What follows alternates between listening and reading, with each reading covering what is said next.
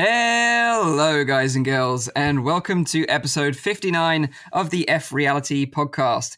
This is a weekly VR, AR, and MR talk show that is live streamed every Saturday on YouTube, Facebook, and on Twitch. You can tune into the show live at 7 p.m. in Europe, 6 p.m. in the UK, and 12 midday in central US. You can check out the audio version also, which is available on iTunes, SoundCloud, and on Anchor. If you have any questions, comments, or feedback during the show, please put them in the chat. We'll try to answer as many questions as we can. Now, we're almost at 700 subscribers now on our brand new YouTube channel, so go and subscribe, like that smash button and all that jazz so you don't miss any future episodes of the show when we go live. If you're new to the show, let me introduce you to the team. First up, this guy's spending most of the time of his week on Gornhub this week. It's, of course, Rowdy. How you doing, man? You all right? I'm all right, man. I'm all right. Yeah, I extended my subscription to Gornhub once again, as many of my subscribers do as well. And every once in a while, we need to make sure that they get some pleasure, right? But you're okay? You're good? I'm good, man. I'm good. How are you yourself? Yeah, I'm good, dude. I'm good. Are you coming down with the virus that everyone else has got in this little group? I'm a superhero, dude. I don't get sick. You don't get sick. Yeah, I reckon Zim's like the outbreak monkey. He's the one that just spreads it to everyone else, you know? Come at me. But next up, fresh from the VR Awards in London this week, it's, of course, Nathy. How are you doing on this fine Saturday evening? I'm doing cool, yeah. Maybe I should also get a Gornhub subscription for this lonely weekend. Yeah, you should. I don't know how much it is. Do you have any discount codes, Rowdy? Yeah. I can get you some. Nice. I can hook you up. Nice. Great. Pay for 2 months and you get 1 month free. Oh, that's sweet. That's a sweet deal right there. All the Gorn you could possibly ever need. Yeah. Okay, so finally, he loves nothing more than to jet around islands on his hoverboard. In VR, of course. It's a legendary Twitch streamer, ZimTalk5. How you doing, dude? You all right? Very, very good. I'm glad you picked up on Jet Island. The funniest thing about Jet Island is, and this happens to me too often than not, because you guys are all racing to the front line to be the first at YouTube to get your video up. I'm not that way at all. And so Jet Island's key has been sitting in my inbox for about 7 months or something like that. It's been a long time. Dev dropped the key. I'm like, all right, I'll go play this. I play it, and then I play it through the Steam version, and then I exit out and I go over. I'm like, well, what am I going to play next? Go to Oculus Home. Boom, Jet Island's like the first thing at the top of the page. I'm like, well, that was topical and timely, but yeah, it wasn't timed at all with that. Interesting game. I will actually talk about it a little bit later because I think as a concept, Jet Island offers quite a bit. But yeah, I'm a little bit ill, and I'm in the middle of nuking my computer. So yeah. It's I've been a bad boy, and it needs a little bit of a reformat. So it's getting that. It's that painful time of every sort of PC owner's life that they have to reformat their PC, and it's just such a painful procedure. I've never had 500 plus games installed on my machine that I am nuking in one go. And this time I am. Between Oculus Home, a variety of other launcher games, including, thankfully, Fortnite, that is one of the 500 plus that are going in this run. Most of them are dead. I've got maybe another 30 or so to kill off, but the culling has begun. The culling, the purge. Well, I'm glad to hear you're all okay. If you're new to the show, I'm Mike from Virtual Reality Oasis. And in today's episode, we're going to be talking about Accounting Plus. Do you want to be verbally abused in VR? Well, now you can. We have the perfect game for you. We're going to be talking about that. We're going to be talking about the Vive Focus updates. HTC are updating the Focus with 2 6 Degrees of Freedom controllers. But will this be competition for the Oculus Quest? Well, stay tuned to find out. And then we'll be rounding up the show with the SteamVR motion smoothing. We discuss how Valve's equivalent to asynchronous space warp is going to be giving users a more smooth experience in virtual reality. So first, let's find out what everyone's been playing and their highlight of the week this week. And of course, let's kick it over to Rowdy first. What have you been up to, dude? Yeah, you said it right. You know, I've been diving back into like some of like the older games that I've played before. They've done really well on the channel as well. I've dove back into Gornhub, to Gornhub, to go and see like, what has changed in the past couple of times. And I actually said like a lot of stuff has changed. It's still one of the, I think one of the go-to titles to go to in virtual reality, just because it's so insanely fun and so interactive, and it really portrays very well what virtual reality, besides Gornhub, of course, is all about. No, that was the game that I dove back into. I dove into like some older titles as well. Like I dove back into Crazy Fishing, which I did like some live streams on a while back, which was a quite fun game back then. Not that much has changed there, but yeah, Gorn was for me like the title I think I played the most this past week. Trying out some champions and trying out some like new weapons and stuff like that. Yeah. I was going to say, actually, because they've updated that game so much since I played it the first time, I have no idea what is going on in that game anymore, because they've got like pinata mode, all these different weapons. They've got crabs now, apparently. Yeah, the thing I haven't gone into the crabs yet. That is still something that I kind of need to do.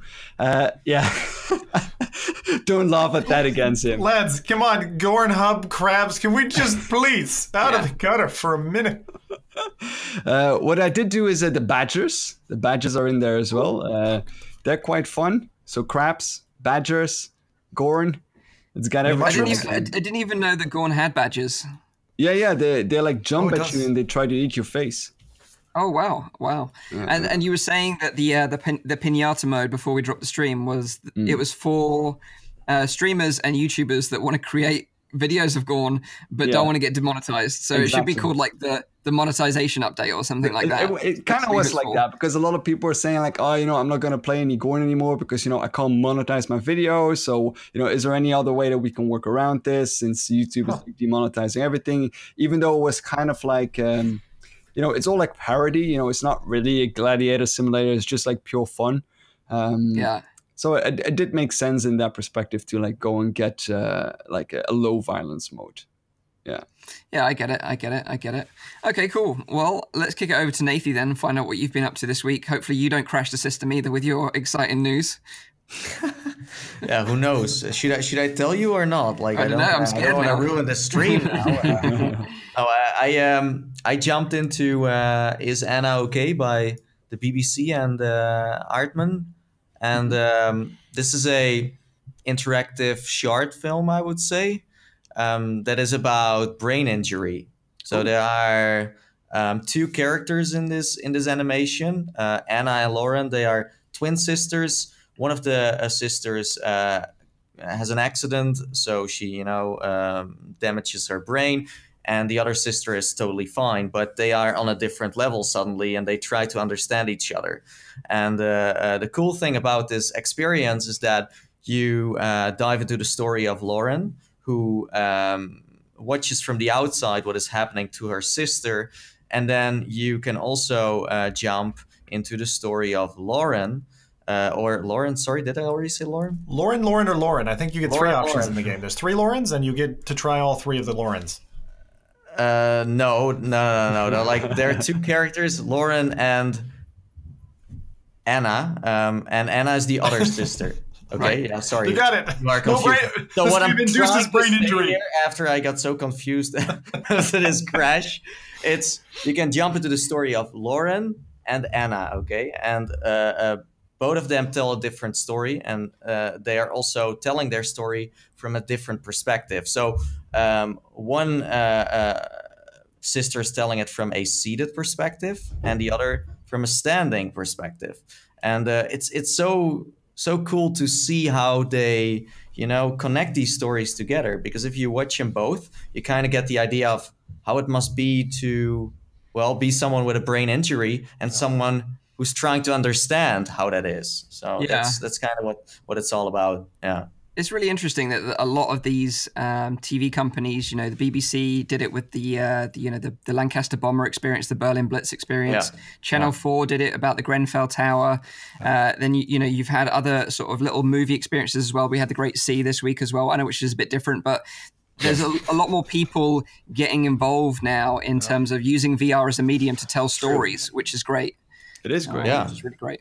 I thought it was good. Did you play it Lauren first and a second then, Nathan? I think I played Lauren first. Yeah. Because because I had a standing setup going on, so I was surprised I had to play it seated too after that, so I kind of had to switch it up. It's the first game that I've come across where you've got it's not even like asked of you. You kind of do seated and you do standing. I can't even think of another. There is one LA Noire where you need to drive the car and you need to get it. Yes. And then you need to stand again. So there are a few where you have to do that. Yeah, but it's like doing that live is so funny because you end up you're standing, you're doing all that stuff, and then I wheel my chair over, I sit down and I pretend like I'm driving, and then you do it again, like, and for every transition. Well, I was just driving like this, like I was standing playing like this, and then or crouching into position, like that. Just faking like you are playing it seated. It's so strange to play it that way, man. But it's free, so if you want to check it out, it's on Oculus Home, and it's great. I mean, BBC is doing a very, very good job. I mean, they had the Lancaster bomber experience. They had many before that. One where you sit on a boat with refugees going to Europe, trying to get from one place to another. There are a lot of like BBC things you should check out. There is one that I also like very much, one of my favorites from the BBC, called Oogie. Okay, it's about a beetle. And you follow this beetle on a dangerous adventure through Africa. And the beetle telling all kinds of stories. You meet other animals, and it's about Oogie trying to find his girlfriend. It's really cute. So if you haven't checked it out, go for it. My daughter likes that one. It's awesome. I think it's on the go because we ran across it on the go, and I was. You can also play it on the Rift. Yeah. Oh. No, it's neat. That's neat. Cool. So what about you, Zim? What have you been up to this week? A whole bunch of different things. Is Anna okay is actually one of the ones that I thought was a highlight of the week as well. And I'll just add one thing, that on the outro, they should have had a good groovy beat going. And are you okay? Are you okay? Yeah, and done the full song. They could have really done a good job there. I have to admit, the first time I saw that title, I was like, oh, cool, they made like a Michael Jackson experience. And it's totally not like that at all. Like... Rowdy left disappointed. As you only do works with brain stuff, right? I'm the one to leave disappointed after a game like that. Yeah, sure. So I think you mentioned at the beginning, Mike, I tried Jet Island, which was interesting because for me, it turned on a piece of my brain that now wants a Tony Hawk VR experience. So for those who haven't ever played Tony Hawk games are a skateboarding game, and certainly for those who were a teenager around the same time I was, it was such a big thing, and like people got into skateboarding because of that game. Like it was huge. It was literally like a one-to-one relationship. It's like that game comes out, 50,000 skateboards are sold in the in the towns around Missouri. Like that's just the way that game went. And I'd love to see all the kind of sub-game elements, not just skateboarding, but like the whole idea in that where you link together different letters that you're boarding around, because like you could really do something like that. And actually Jet Island was the first game, although it's a very rough game, and I certainly don't recommend the title. I don't think it's probably got much there for most people. The concept is really cool, and the fact that you've got a power board that you throw down almost like Back to the Future style, and then you can control how you're doing and like fly into the air on different loop-de-loops and stuff like that. And then there's this massive island that you can kind of play around with, and you've also got grappling hooks, which is probably the coolest part, because once you've got the board, it's kind of a little bit like point and shoot. Once you got the grappling hooks sorted, a bit like Windlands, you can imagine you've got that fulcrum point, and then you can kind of spin the board and do all kinds of tricks then. And the cool part about it, which I'd love to try at some point, is that it's multiplayer. It's like open world multiplayer, so you can fly around with your friends. I think that would make for a fun evening. I just think that it's probably going to be underpopulated and not receive the kind of attention that it could have otherwise gotten. But the idea is really sound. So I had some fun with that. I would like to play this game with those rocket shoes I backed a while ago. Got them yet? Oh man, rocket shoes. No. Think if you were in a I didn't warehouse. back them. That's a joke. But like Tony Hawk and VR, I like that idea. I would love to play that third person. Honestly, that would be a nice format to do it. And it's and I mean Tony Hawk, the later Tony Hawk games were open world too. So yeah, very large levels. The other thing that I would just mention is probably Fallout 4, because I've been dipping back into that. And the thing is, some of those Bethesda games, like particularly Skyrim and Fallout, they just swallow you. I mean, they're so sure. like, and it's weird, but for me, like remembering the button mapping takes about 2.5 hours of gelling time, and then after that point, it's like, hot damn, this is awesome. And then you're like into it. And I just want to play all weekend. I wish I had the free time to do that. But I'm looking forward to seeing that change, though. Like that virtual reality becomes so intuitive that you can this is how this works, this is how that works. I gave that as like one of like the negative things about like Fallout and Skyrim, because a lot of them is like, button controls and you can't like manually reload. But I would really like to see those kind of things get implemented more and more into virtual reality games. It's just like how you would load a gun, or how you would like swipe with a sword, or pick up stuff in a game. Like to see those kind of things like intuitive, that'd be really cool. That'd be really nice. Yeah. So with the Jet Island, because I think it had an unfortunate launch in that it launched after or around about the same time that Windlands 2 launched, right? Whereas I think if it had launched a lot earlier, I think it would have had at least a window where people were waiting for Windlands 2 and sort of decided to check it out in the meantime. That's a very good point. Do they compare, like in terms of games? Are they very similar, or do they feel completely different? No, I mean, there are meant to be bosses and things like that. I didn't manage to find them. I played for about 40 minutes or something. But I would say they're totally different types of games. So there are games like Windlands, like, was it To the Top? No, not To the Top. It's like a parkour game. I would say that's like it's not too far. There's another one, though, that's very similar styling to Windlands. I'm not remembering the name right now. But Climby? No. Not the Climb or Climby. It's another one that feels almost very. There's like lots of stone and lots of overgrowth. But anyway, I'll remember it later and maybe drop it in chat or something. It's more of a level-based game, like Daedalus, but on Rift. But I really think that you're right, Mike. If this had launched, now I don't know if it launched on Steam earlier. As I said, I had an access code for months. Just hadn't had a chance to check it out. Is that it? Cloudborne, the winner. There.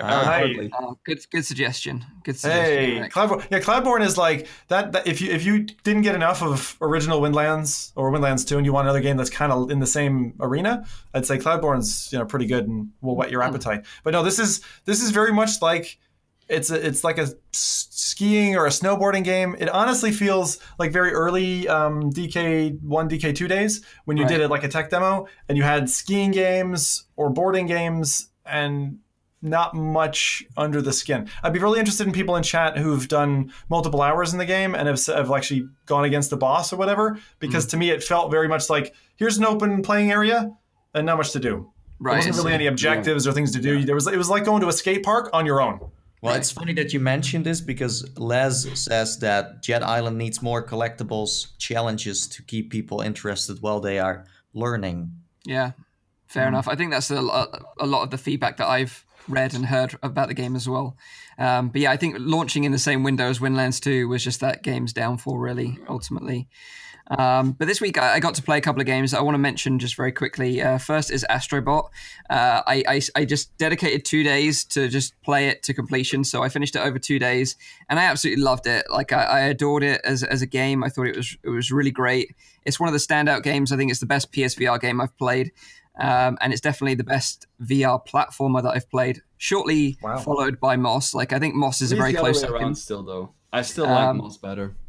Moss has a more likable character, I would say. Like Quill is just adorable. Like, that you really build that connection with her. And Astro is really fun. Like, don't get me wrong, he's an amazingly animated character as well. But you feel more of a connection with Quill because it's just you and her. Whereas with Astro, you've got all these little robot buddies around him as well. Yeah, and the story as well. Like the storyline in Moss is a bit more developed, I think, than in Astrobot.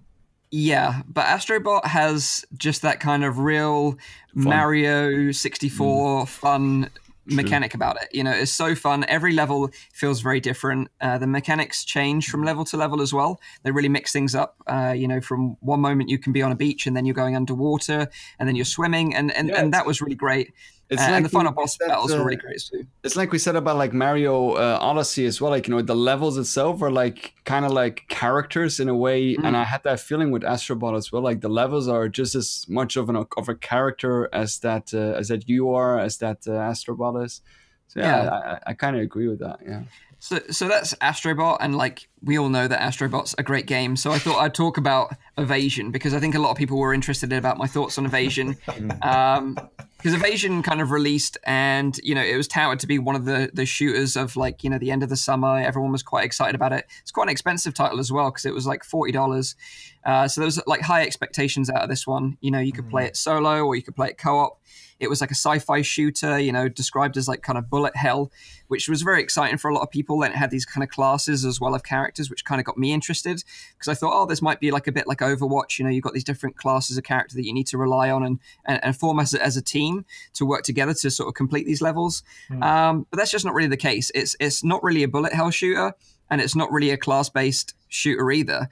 It's just basically a shooter where you've got a single weapon each. Even though you've got 4 classes, they've all got one single weapon, which don't feel very different between them. And they've all got a shield. So the idea is that you use cover and the shield to, you know, protect you from the incoming fire. So it's not really like a bullet hell game where the bullets are so slow that you can physically dodge them, just like in Space Pirate Trainer or what's that other one, Blasters of the Universe, for example. It's not like that. Also, like, although I had an open game that other people could join freely, drop in and drop out co-op, no one ever joined throughout the whole 5 hours I played the game. And then when I was looking for other players as well, proactively, I couldn't find anyone else playing the game either. And that was like maybe the day or 2 days after release. So that was kind of a bit concerning. Bad sign. But despite the fact that I didn't particularly like it, I didn't rate it, and I wouldn't recommend it. There was some fun mechanics, like the leash, the tether leash mechanic, which is kind of like you have a shield, but it doubles as a tether leash. So you can actually like leash onto enemies when they're low in health and like throw them around in the air. Kind of reminded me of that old pancake game from Epic Games called Bulletstorm. Don't know if you ever remember that game, but you could actually leash onto enemies, pull them towards you, and then punch them. That was quite a vulgar game, if I remember correctly. Oh, very, very, very in the vein of like, you know, Epic's games, kind of like tongue-in-cheek kind of gameplay. But it was fun. So that was kind of a nice mechanic, but it's not nice enough to redeem everything else about the game that I didn't enjoy. So, you know, if you're in the market for a co-op game, I would say check out Killing Floor Incursion. You know, me and Nathy played that again not too long ago, and we really enjoyed that one. And then if you're into bullet hell games, then check out like Space Pirate Trainer. But I wouldn't recommend you jump into this one. Okay. I was going to say, Dead Effect 2 VR is a fantastic co-op game if you're looking for kind of like a 2 or 3 player title. I think that one's really, really solid. And also Bullet Hell. Yeah. When you say Bullet Hell, Zion, which I also dipped into this week, is actually probably one of the first proper Bullet Hell games I've seen in VR, which is really weird. A 3D printed landscape is approaching you, and you hold a ship like this, kind of like that early the lab demo where you held a spaceship, and as that's coming at you, you shoot at it. But the terrain is destructible. There's tanks and stuff like that. So, but it's very rare that we get a VR bullet hell shooter. I just thought of another one actually, and that's Compound. Compound's bullet hell as well, I think, isn't it? You can actually know that one. You physically dodge the bullets, although it's kind of retro looking like Wolfenstein. Yeah, it's like very retro. You have to dodge the bullets physically, I think, and they're slow enough to actually do it, which is the point. But I wonder though, if you buy a VR game and then after 2-3 days you find out that the servers are like pretty much empty, is that an indication for you to refund, or is it something you would like? You have to kind of support the game and just wait and be more patient, because I saw someone discussing this and saying like, yeah, I see a lot of people refunding the game after a few days, and I just wait until it grows more. But if there's no one joining and there's like a whole story around this game of like, don't buy it, then it's not gonna work. So I really wonder what kind of indication do you even need to get? Well, I think with Evasion, it was originally touted as a 4-player co-op game, and then on release on both PSVR and PCVR, it ended up being a 2-player co-op game. Yeah. So really, I would only say that if you have a dedicated friend that you always play with, you always buy the same games together, then sure, maybe check it out because you might have fun with this one. Yeah, that makes sense. because although I played it solo, I could play it all fine solo on my own up until the final boss, and then I just couldn't fight the final boss alone. So if you have that dynamic with another friend, then maybe go for it. But other than that, I can't. I think it's very good that we now see a lot of games that do have multiplayer, but it's more like a co-op adventure instead of a deathmatch thing, or where it's like 6v6 and doesn't work. But if you have like kind of story attached to it, it still has some value, you know? So yeah, you're right. I think playing with friends is the best way to do it. Like Seeking Dawn. Well, I have Seeking Dawn.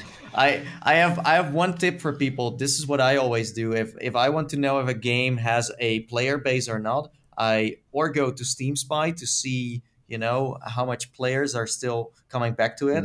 Steamspy.com. It's a website where you can see stats of every game and how active it is.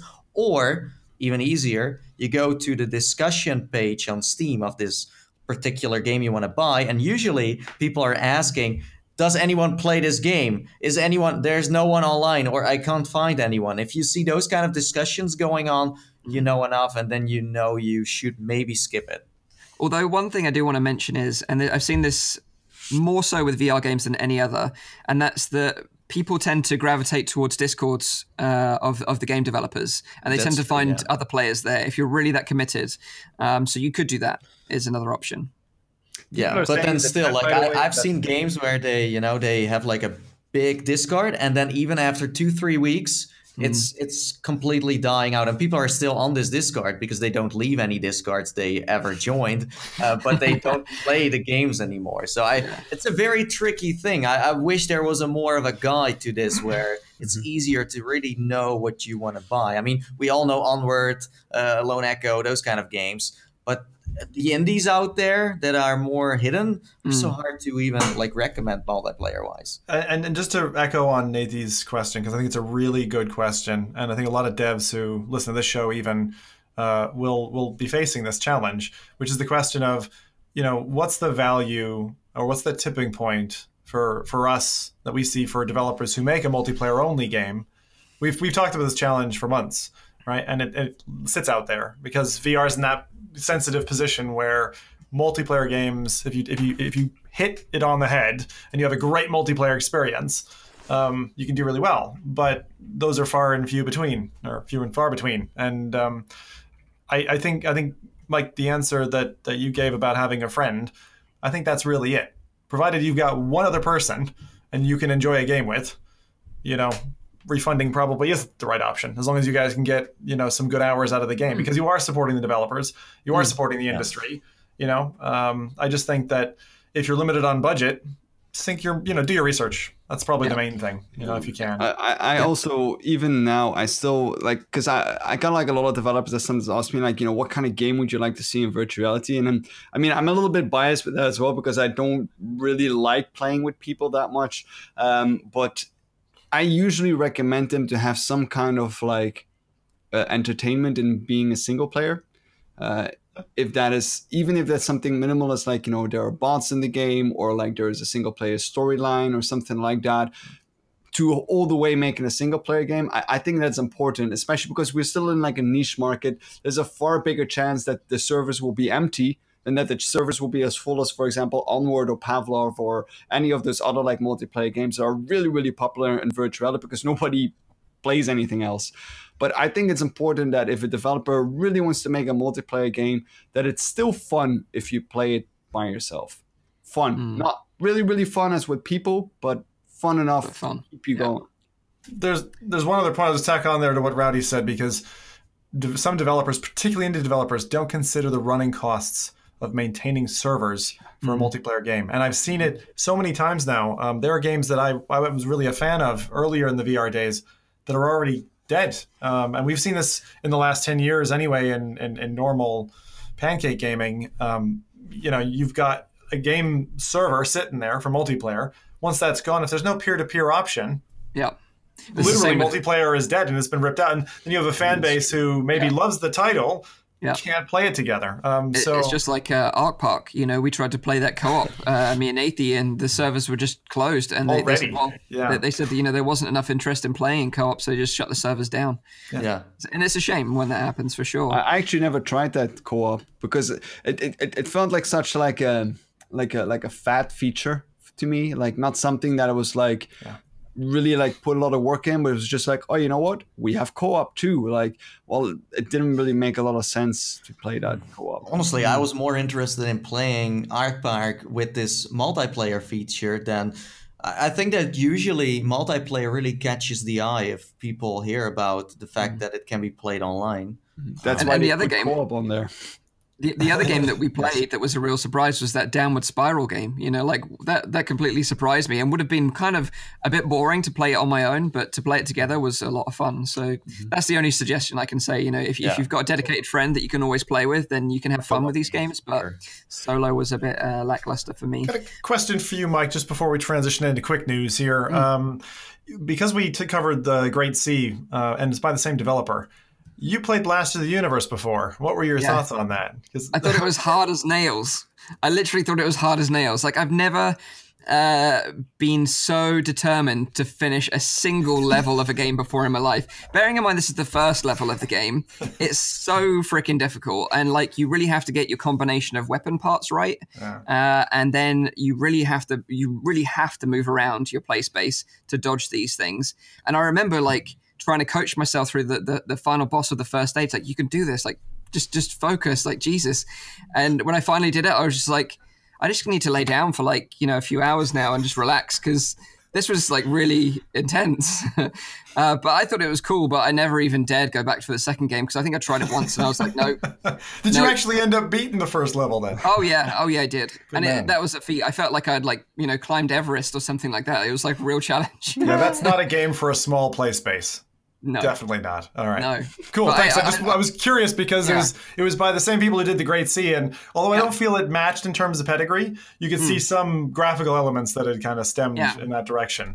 But it's interesting because it was one that I missed years ago, and you obviously piped up about it, and I was really curious to get your feedback. If you have a video on that, point me to it because it sounds like I do. But you should definitely check it out and do it on stream. Like, it'll be hilarious to watch. But let's move into some quick news then and talk about STEM. The Sixense Kickstarter. I don't know. If you're an OG in VR, you'll know about this. You guys know about the STEM system? Yeah, of course. You guys know about it? I almost backed them. I was almost one of the few people who did. Did anyone back it? I'd love to know in the chat if you backed this thing. Please tell me. But for those of you out there that don't know what the Sixense STEM system is, when the Oculus DK1 first launched on Kickstarter in 2012, of course, it was just a 3 Degrees of Freedom headset that was just designed for developers to get some games made. And it didn't have any controllers. So many people like me and you guys were probably looking for controller solutions. And a lot of people were experimenting with the Razer Hydras. Like, I had a set of Hydras with the DK1. I remember playing Half-Life 2 with those things. And the Hydras were fine. They were kind of like motion tracked, but they were all wired. So you had like a complete mess of wires completely over your desk. It was a bit of a nightmare, but we were so happy at that time to have that experience. And then the thing was that the Razer Hydras were actually developed by Sixense, and it was licensed to Razer for them to sell them as the Razer Hydras. And obviously Sixense saw this, that, you know, Hydras were selling out everywhere. So they were like, well, we should make our own system and sell it as a first product. So that's where they developed the STEM system and they launched a Kickstarter. So they launched a Kickstarter on in 2013. And they got like $600,000 in backing, and they were aiming to ship them in 2014. But then ultimately what happened was the Vive came out with its own controllers, and then the Rift CV1 launched with an Xbox One controller, but the promise of touch controllers coming later. And STEM were like, well, we can't really compete with this. No one really wants this product anymore. So they kind of decided not to release it in the end. So this week, they actually started giving the money back to people that backed it way back in 2013. And it's funny, like a friend of the show, Bol Andreas, he was saying that he actually made money because he paid it in his own local currency. I can't remember what it is now, but he actually made like half of it back due to the interest rates and everything else since 2013, and he got his refund this week. So it's kind of funny little story, and I thought I'd throw it out there about the STEM system. But Sixense, you know, they've not gone under or anything like that. They're actually working on another sort of priority now. They teamed up with a healthcare company called Penumbra, and they're now developing a solution for VR healthcare applications using these kind of 6 degrees of freedom controllers that are very precise for like healthcare applications. So it's kind of interesting what they're doing now. But it looks like we're never going to get the STEM system that we were all promised. But the key with the STEM system was that it was wireless, and it also came with these modules that were little trackers, like body trackers. So you could put them on your hands and your waist and your feet, and it would fully track you in VR, which was actually kind of a really smart solution. So it's kind of unfortunate it never actually came to fruition. The funny thing is, like, especially with the video that I'm showing now, it's like all like, the original people that were like into virtual reality. You see me like Somatic Bruce, like Jan Goedgeluk. You have the I forgot his name, like the developer from the Cloudhigh games. Anton? Anthony? Yeah, I believe that's him. Yeah. And then you also saw even the guy, I don't know if you guys remember that story with the guy who made that sword game, but that also got cancelled even later on. Neil Stevenson or something he's called. I saw him in there as well. So it was like a lot of people that were originally like I even put money aside. Like I put money aside for like the Vive, and I put money I put money aside for the Oculus back then, and I put money aside for the Sixense stem. So I was like, I can't afford to buy it right now with the Kickstarter, but once it comes out in 2014, I'm gonna be buying that thing. So I put money aside. But eventually I never had to use it. Is it? Am I mistaken? I think not everyone got their money back. In terms of, they're saying that they refunded everyone 100%. They even sent some samples out to big backers that obviously won't have any use, but just kind of as a sentimental kind of keepsake type thing. But a lot of people were super interested in it. I can see why. But it's a shame that they kind of gone this sort of way. But it's funny you mentioned Cymatic Bruce, because when I actually met him at OC5 and got to say hi to him and sort of said, that he was one that kind of inspired me back in the day when he was making YouTube videos with the DK1, alongside Nathy back then, So it's kind of interesting. The OGs cool. I did see a lot of jokes about the Sixense then, like back in the days, because I was like, you're the other one, or you're the other guy who backed like the Razor Hydras was still playing with them, like. Yeah. The Hydras were such a mess, but you couldn't get them for love nor money if you had a DK1 because so many people wanted them. That's the only way to play, really. So that's our first bit of quick news this week. Second bit of quick news is Red Matter is getting a permanent discount on the Oculus Store. So last week I was talking about Twilight Path, and I mentioned Red Matter, that I think about this game, and I compare it to other puzzle games that are out there. It's a challenging puzzle game, and it's got an intriguing story, and it's got some interesting controller mechanics that are clever and intuitive and everything else. And Nathy kind of mentioned that, the game should be featured on the Oculus Store if it's such a great game. Lo and behold, this week it's featured on the Oculus Store. So coincidence? Possibly, who knows? I think not. But the great thing is, it's good for the developers, Vertical Robot, because I think it's a game that's worthy of being in the spotlight, right now.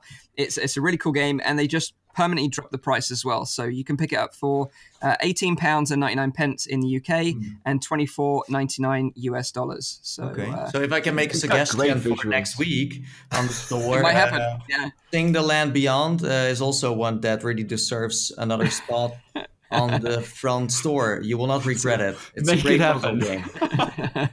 There you go.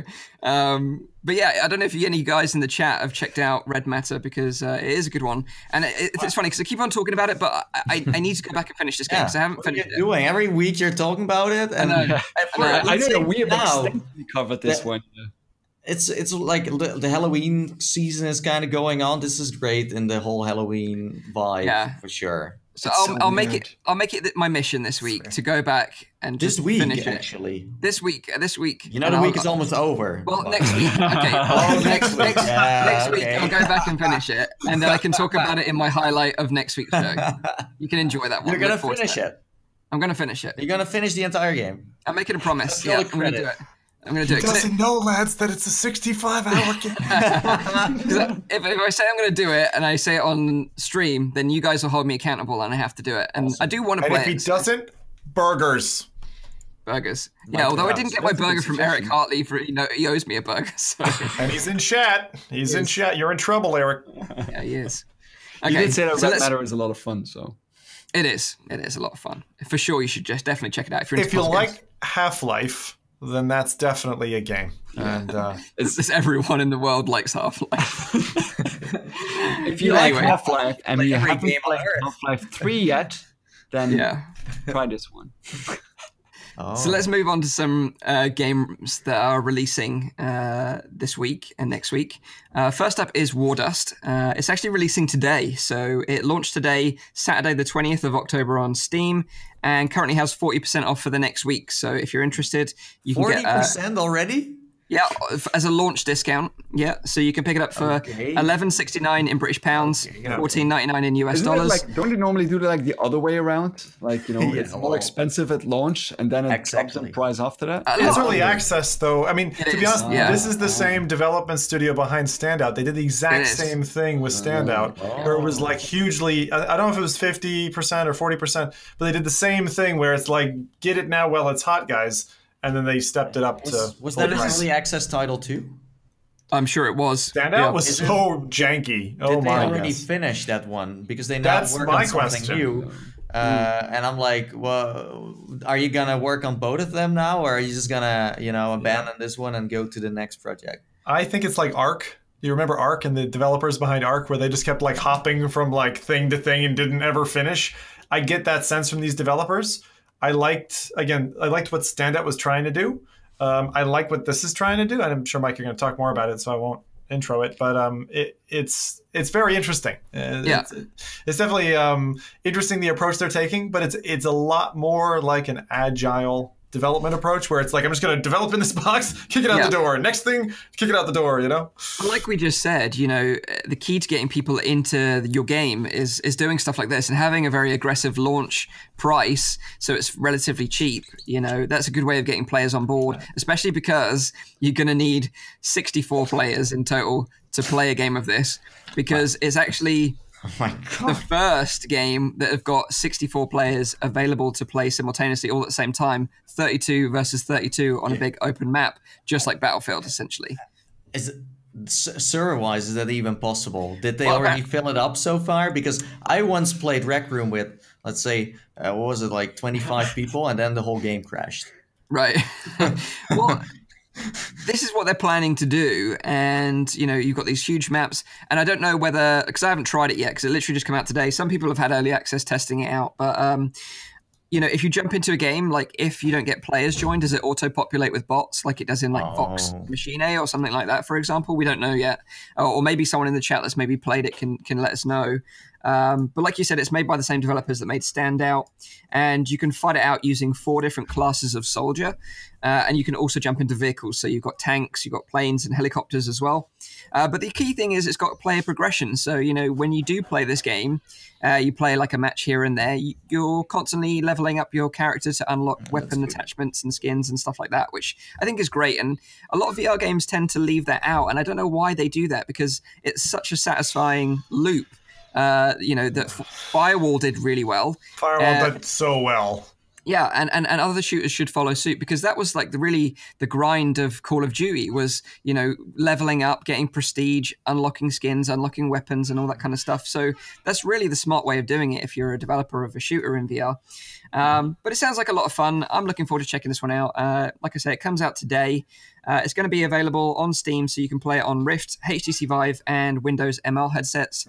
And like I just said before, if you're interested in playing this game and you want to look for players or the best time to play, hop on the community Discord and you'll find that information there and some like-minded people that you can play with. Please keep in mind though that it's early access. There's going to be lots of bugs. Honestly, from my side, I would recommend people to just wait and kind of see what's going on in that game, what's going on the Discord, what the updates are going to be all about, what their roadmap is, because at this moment that's kind of cloudy. So that's what I would personally do. Just wait. It's interesting because how it progresses. This is a kind of like different developers are different kinds of animals, and having gone through the Standout wave, I'm probably on the opposite boat, because I think it's like if you're interested in the game mechanics, do it in the next couple of weeks while it's cheap. People are playing it, and you get to play it. It's going to be janky, but if you're into indie janky stuff that's multiplayer, you'll know what you're getting into. Do it, and then in a couple of months, if it dies off or the devs decide to go and do a third project, you won't be kicking yourself. The only thing I have a little bit of an issue is like people saying, oh, it's like Battlefield, but it's not. Like, I mean, it's not the same level of quality that a title like Battlefield was, or I can understand that that's the direction they want to go to, but at this moment, it's not there yet. That's Yeah. like saying that Evasion is the Borderlands of VR. Yeah. Right. But like, I understand the analogy with Battlefield. I think the reason why I used it is more to do with the large scale maps and the amount of players that you play with, rather than the quality of the title. That is fully true. The only thing I'm saying is don't go into this game expecting it to be like Battlefield, because it's not. Right. So no Bad Company yet. No Bad Company yet. So that's coming out today. And also, we've got an Oculus Go title that's coming out next week. Whoa. Don't know if you guys are aware of this one. Tell me more. The one with the greatest name on the planet. Go on, Mike. Tell us what it is. It's called Batty Bats. So it's actually made by Rocket Games, and it's a spin-off of their first game, Elevator to the Moon, which was a fun kind of room escape light puzzle game. It kind of reminded me of the point-and-click adventures of old, that game. So it's kind of fun. But fans, the trailer's got Mark Barnes in it. He was actually on this show once, and he was a fun guy. But apparently fans of the original game of Elevator to the Moon were kept on asking Rocket to make a standalone version of one of the arcade machines that you can actually unlock in Elevator to the Moon as like an unlockable. And it was a bat game where you hit bats with bats. So they made this spin-off version, which is standalone, where the child version of President Rockmeyer from Elevator to the Moon is playing games on his Heftytronics console late at night. And in Batty Bats, you have to hit bats with bats. Wait, can you say that 10 times really fast after each other? In Batty Bats, you have to hit bats with bats. So it's described as a wacky arcade-style pinball breakup, bat-bashing mashup. Okay. So it's kind of got like pinball elements to it. You smash the bats into like pinball, like bouncing, I don't know what they call them, bouncer things. And you can hit elements in the scene like breakout that cause like multipliers and bonus and stuff like that. So it's just kind of like a cheap, fun game that's coming out on Oculus Go. I'm glad Go's getting some attention anyway. I mean, that's... it's been ages since we've had like a game coming out that seems actually like it might be fun. But this is coming out on Thursday, the 25th of October on Oculus Go and Gear VR. It's really cheap. It's $2.99 in US dollars, so about £2. Really cheap. Don't know if it's any fun or not yet. I haven't played it yet, but I thought it's worth mentioning, as we don't get to mention Oculus Go games coming out that often. So there you have it. Huh. But yeah, you guys played Elevator to the Moon, right? Yeah, I like this. Yeah. Nice, tidy package. Good quality. Talking about the Oculus Go, I think that Felix and Paul Studios remastered the Jurassic World 360 they made for the Go, so you can watch it in higher quality now. And it's free. That's worth knowing. Also, something on the Go that's worth checking out as well that's also free, and that I'm looking forward to checking out, is the Lone Echo 2 trailer. It was actually released while we were all at OC5, so we all missed it in the hype of like the Quest and everything else. But there is actually a 360 Lone Echo 2 trailer that you can only watch on the Go. Cool. So you have to watch that in Oculus Video then, I would say? You download it through the store as a free app. Is it available in Europe? Yeah. Okay. Yep. Yes, it is. It is. It's on YouTube too, so if you want to watch it with a cardboard or a Rift, or you can also do that. Cool. That's kind of what I was going to ask, because it kind of felt strange that they were releasing a trailer that was only available to watch on the Go, but the game was only available for the Rift. Too, yeah. Okay. Thanks for the clarification. Right. So that is our quick news this week. Let's move into our main topics then. And first off, let's talk about Accounting Plus. Now, this is like the craziest game in VR. It's developed by Crows. You're picking out the names. Best game studio name ever. And in collaboration with Squanch Games, of course. Yeah. And they're back with Accounting, but Accounting Plus this time with even more content. So Accounting, if you're not familiar with it, it originally launched back in 2016, and it was a free title that you could check out on Steam. And it featured iconic scenes as being verbally abused by a little man in a tree, a skeleton xylophone, and then going to trial for murdering some fat guy with a knife. So it was a super wacky game. But it was a lot of fun, and it was a really great experience, and one of those experiences that everyone that had a VR headset around that time is likely to have tried out. But since then, they've tripled the size of the game, mutating it into an intricate labyrinth of forbidden virtual realities, they're saying. So they're bringing a ton more content to the experience, and they're selling it now, so you have to pay for this experience now. That's interesting. The triple, is that part of their marketing? They've said triple. Tripled in size is part of their marketing. Having played it, I would have said it's like 50% more. Okay. Yeah, maybe double, but I would not say triple. It's more of the same, I actually didn't know that it's from the people who also directed the Stanley Parable. Yep. Yeah, Crows. Because there was some news about that like not that long ago as well, that they finally made like an achievement available on Steam for you to actually be like to get it now. You had to not start the game for 5 years, and if you did that, then you got the achievement. Yes. You got out. Yeah, nice. That's awesome. What? No, but that achievement's been in there since the beginning. Oh, really? Is right. it? Yeah. Yeah, but I guess people haven't achieved it because it hasn't been 5 years since. So maybe now that's happened then, or what? That's probably why. I'll have to check the news because I haven't played it since it launched, but I played it loads. I love Stanley Parable, and now that you mention it, that connection is great because so some of the similar humor elements are in there. And yeah, excellent. Yeah. So you played through Accounting Plus then, Zim? Yeah, totally. Front to back. You played it on PSVR?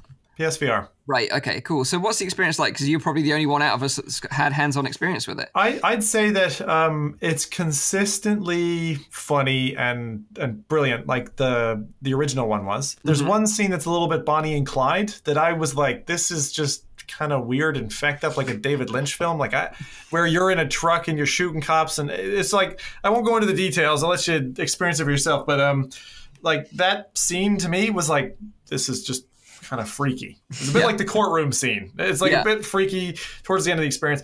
But there's an alleyway scene that's it's maybe the best scene out of the entire game in my opinion now. Just the voice acting again, super on point. Character's awesome, animation's awesome.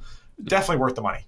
Right. It's funny though. Like I met one of the people from Squanch Games at the VR Awards, and he was asking me like, "Hey, how did you like accounting?" I said like, it was very strange. Oh, that's very good to hear. We are very happy you say that.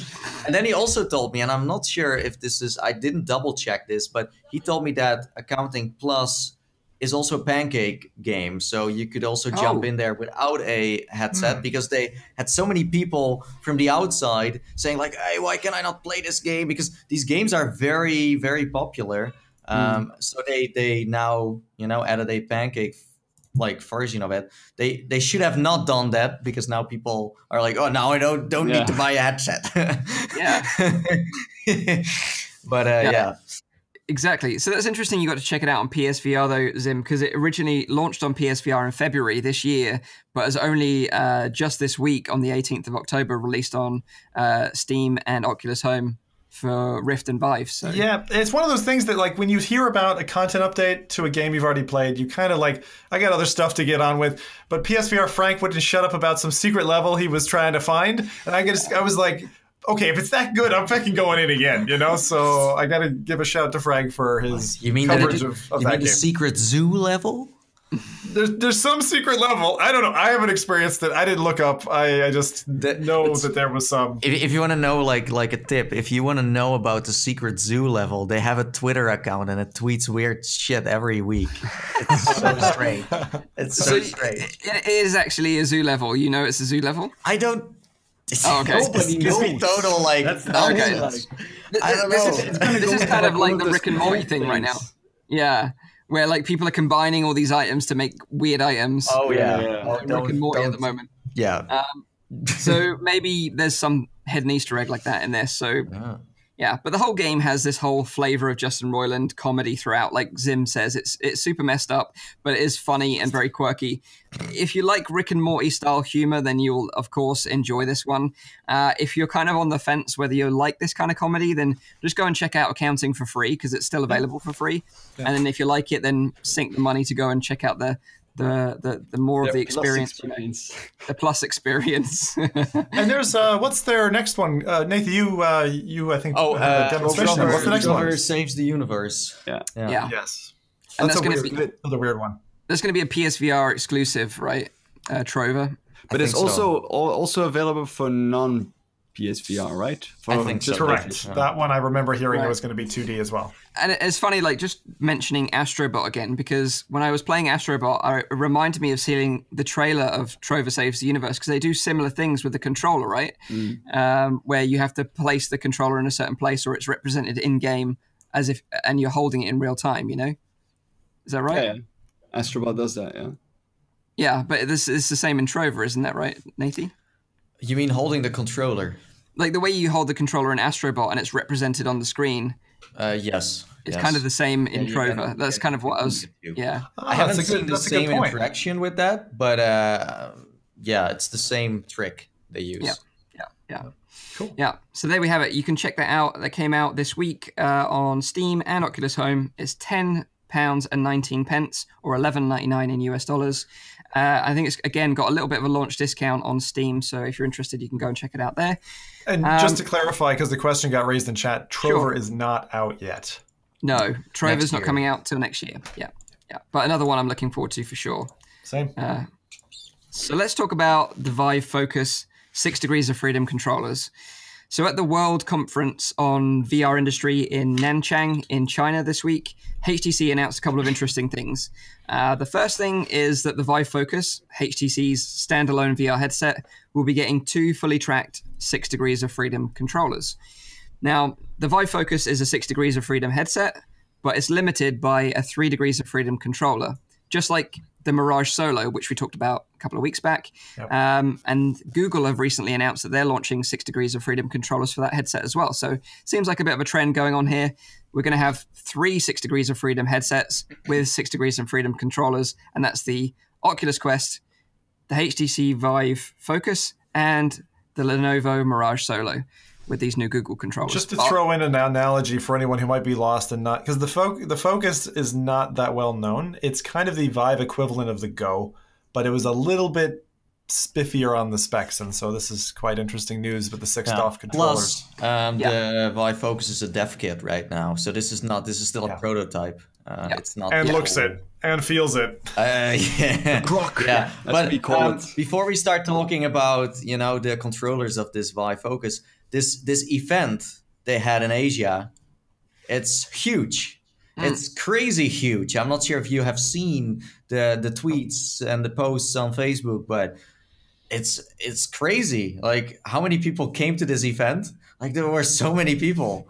I've never seen such a big event, and that's what I'm talking about. We never see what's going on in Asia, but over there, VR is crazy booming. And I thought it was like Trump's inauguration. That many people in the crowd, same as Trump's inauguration. It was impressive. They even had a ferry wheel with like a VR logo on there, really big. They had the vice president or the president of China coming there to talk about VR, and so I mean that's definitely the big. right person to do that, to talk about VR. Must have been so exciting.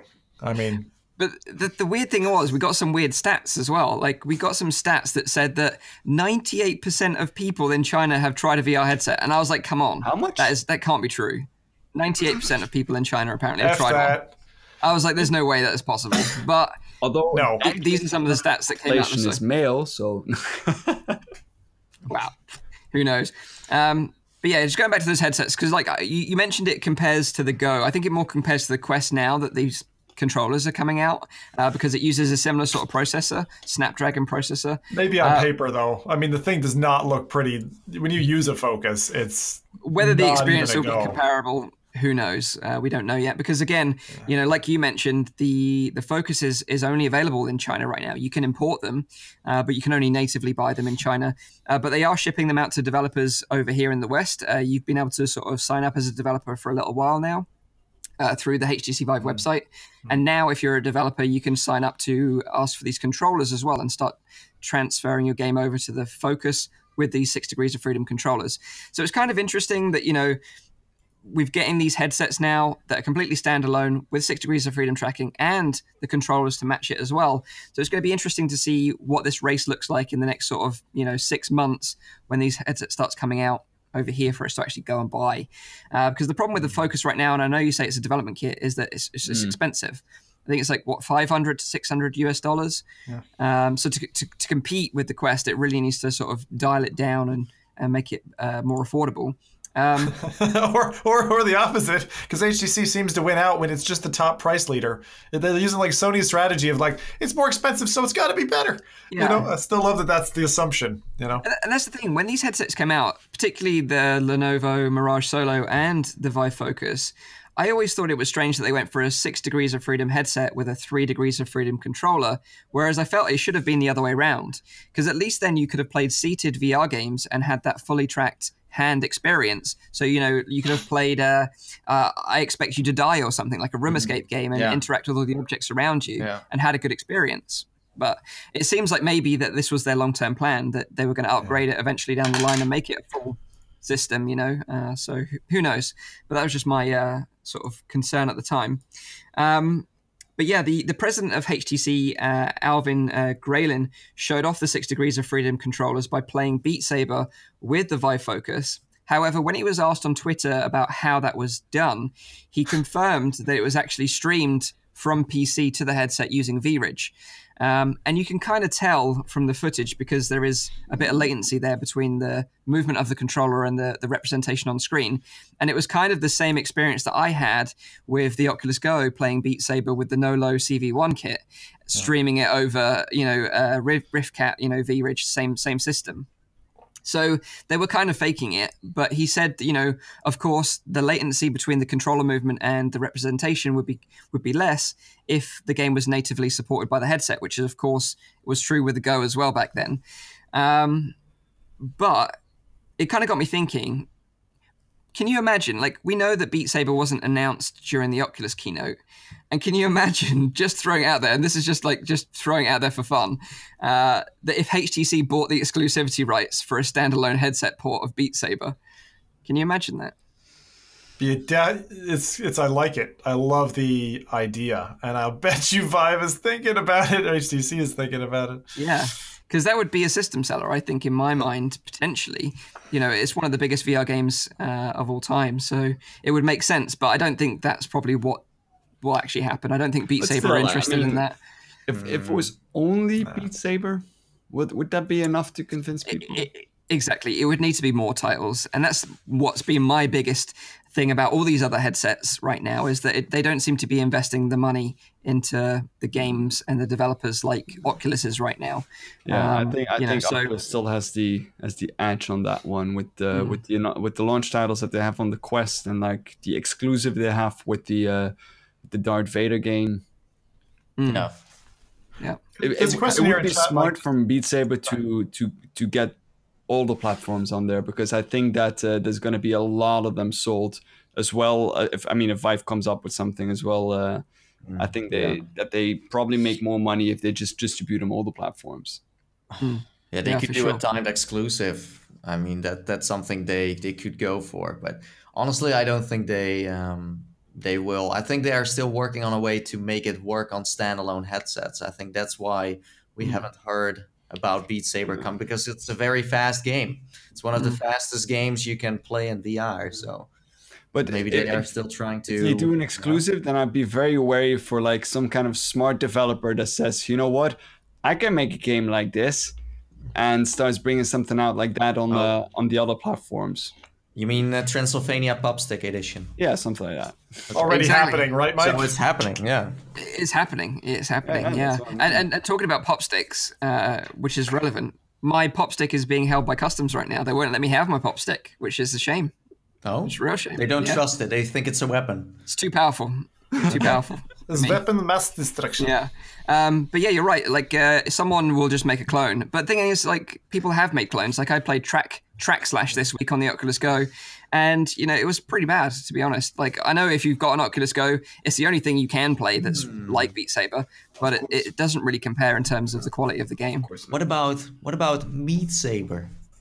Meat Saber. Oh, okay. So it's worth mentioning Meat Saber now, as you said it. But like, so Meat Saber was someone playing hot dogs, horseshoes, and hand grenades to the Beat Saber music and making a little trailer. But I don't think it's actually a thing. It's not actually a thing. No, I don't. It's not actually a mod. It's someone made a little meme mock-up of something that could be possible, but it's not actually going to be in the hot dogs and horseshoes and hand grenades game. I know they're working on something for Halloween, but that's not it, is it?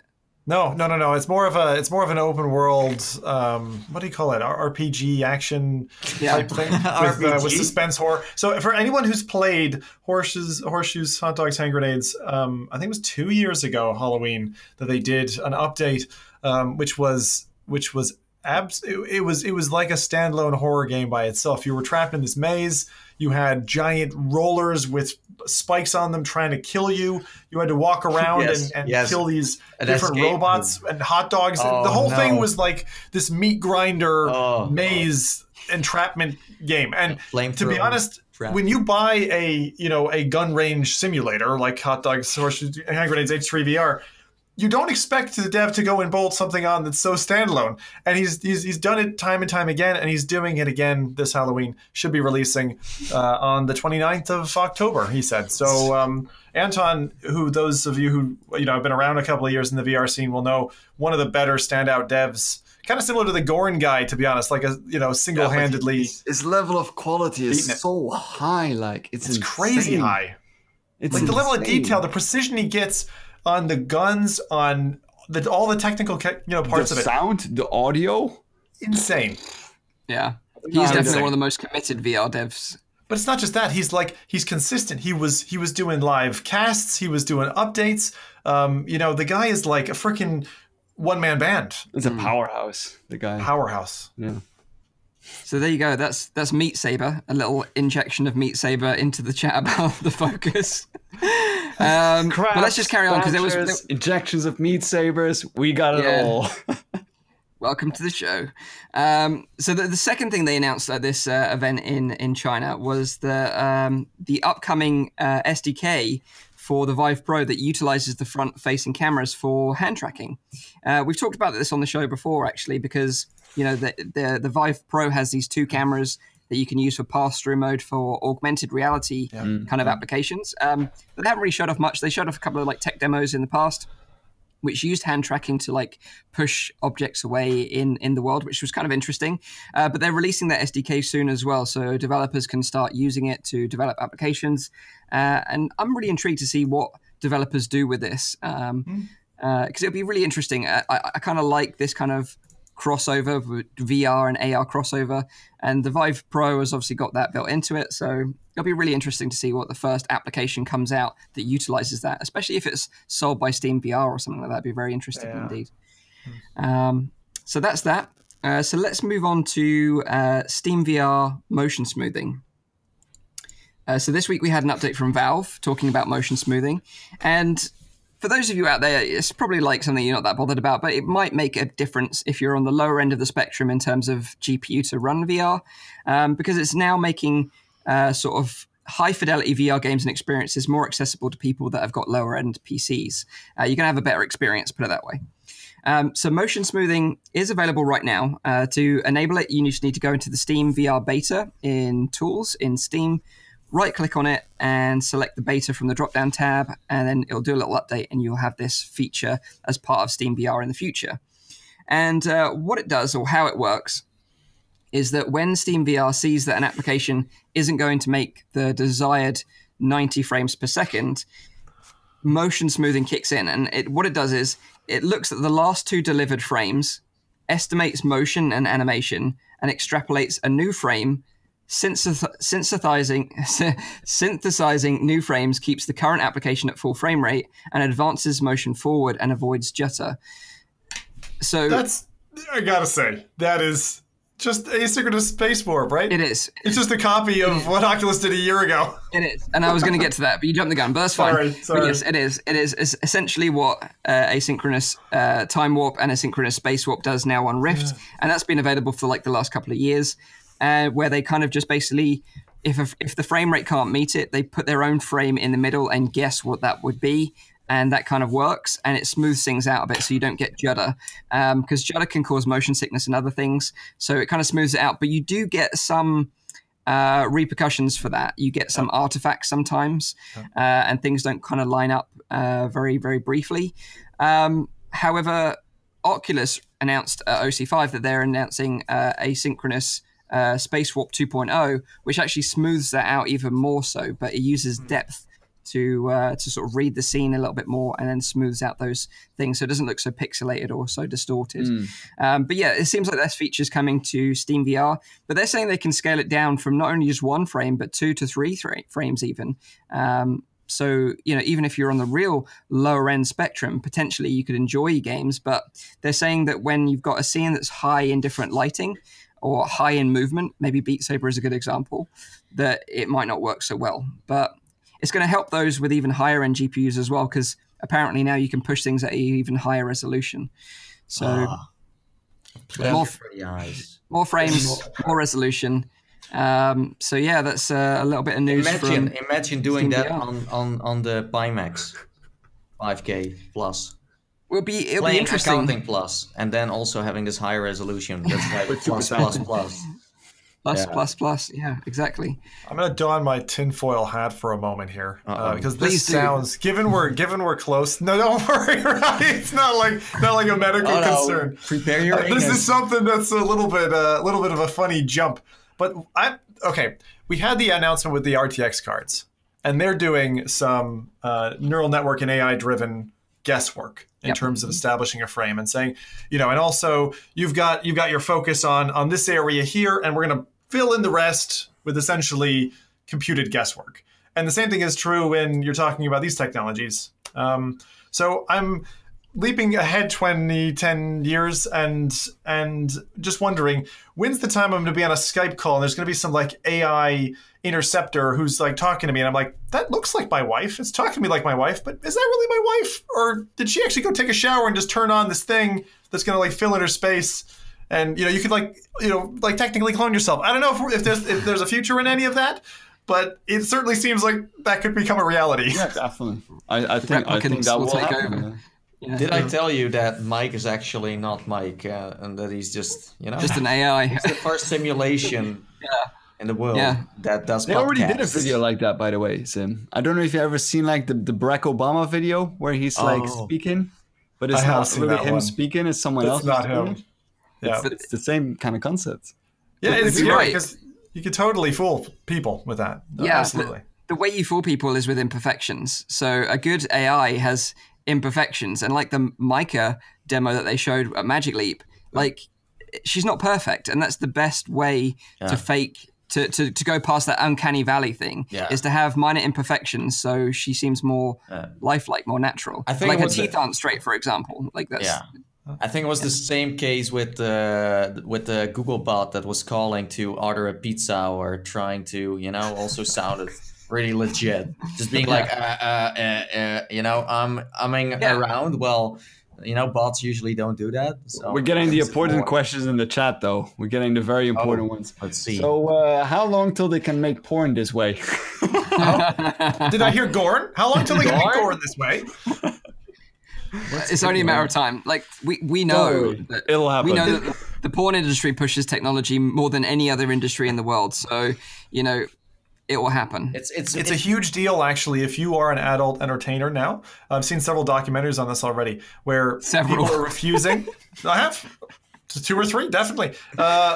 This is documentaries, Mike, about the industry. It's a big industry.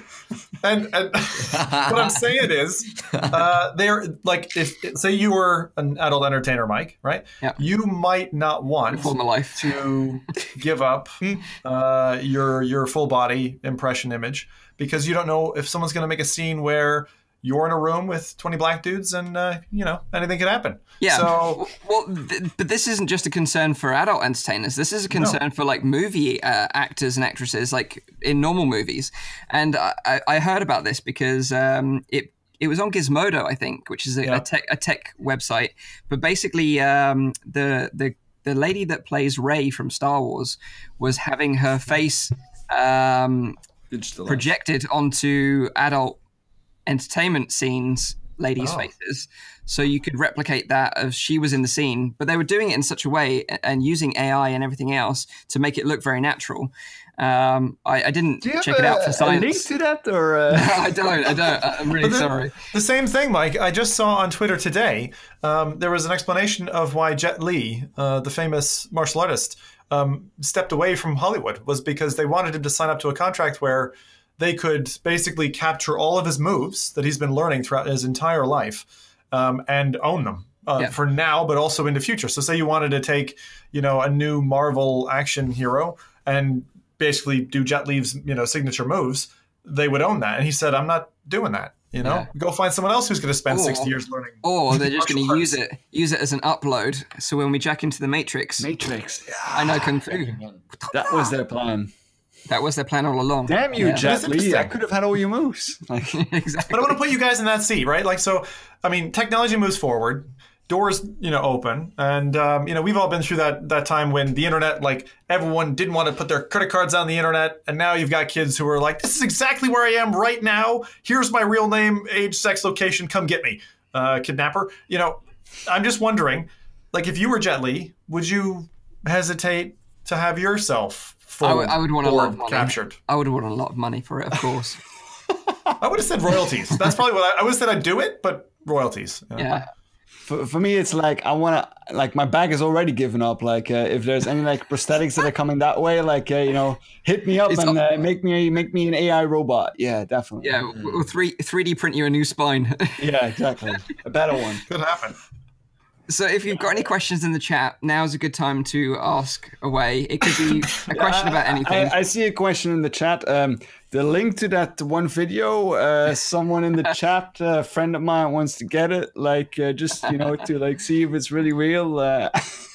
I'll send you it later, Rowdy. All right, we got a real question here from Twitch. Is Anna okay? Is Anna okay? Maybe Nathan can tell us. You got to check it out to find out. Oh, nice tease. Okay. Nice tease. For free.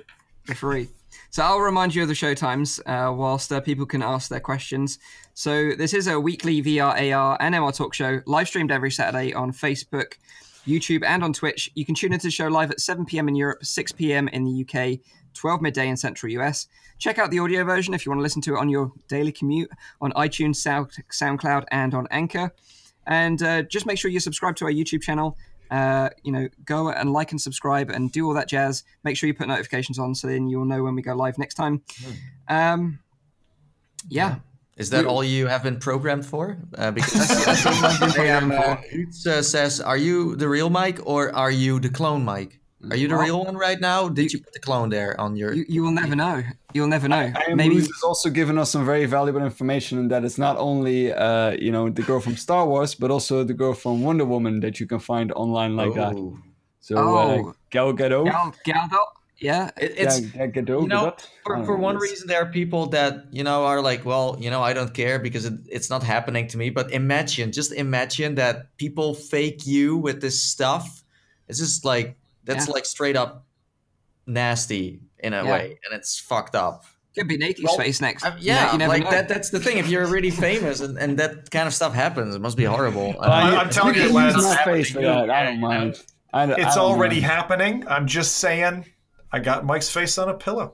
Yeah, that's true. Yeah. So come on, let's round up this episode because I need to go and do some research. Okay. Chris Cox says that the real Mike wouldn't be wearing the coat that he's wearing right now indoors. Yeah.